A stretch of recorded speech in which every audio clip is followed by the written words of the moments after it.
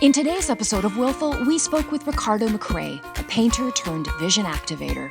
Ricardo is also the founder of Black in Canada, an organization that seeks to shift the popular narrative of Black achievement in this country and around the world. Hi, Ricardo. Thank you for joining us today at the Merchant Tavern. Thank you so much for having me here. I appreciate it. This is really exciting. I'm looking forward to it. Good. You got your training in fine arts, majoring in painting. Was your initial career plan to set up a studio and take some commissions? Oh, that was a beautiful idea and a concept, but the noise of my family and life and the planet screaming, "Don't be a starving artist," had me going the exact opposite direction. I mean, painting is what I love, like sculpture, like that is what I do. I don't do much well. I'm amazing at art. And I went in the opposite direction. You were born and raised in Trinidad, a country full of color, creativity, and a thriving design community.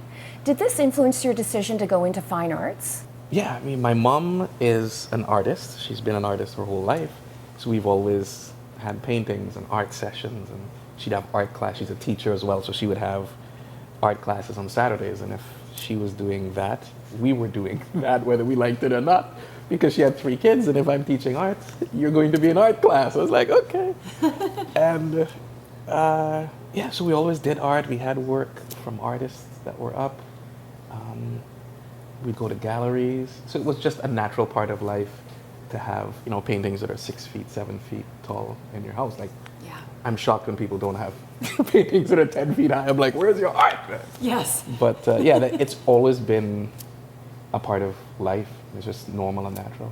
Yeah. So you hit a few economic, cultural, and gender-based pressures after you graduated, because you went to art school, correct? Tell us a little bit about some of those pressures you faced and what you did next. I was experiencing all of that the instant I came to Canada.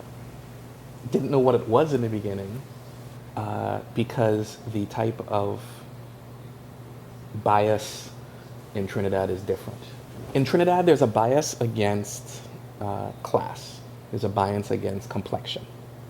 So if someone's darker or someone's lighter, if someone lives in this neighborhood, but it's possible to transcend that based on hard work, effort. So I saw everything from a female being prime minister to someone who is South Asian, to someone who is black, to someone who is white, all being prime minister of the country. And I also saw the same people begging for food.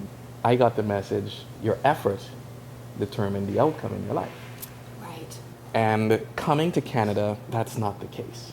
Most of the time. It's other people's low expectations.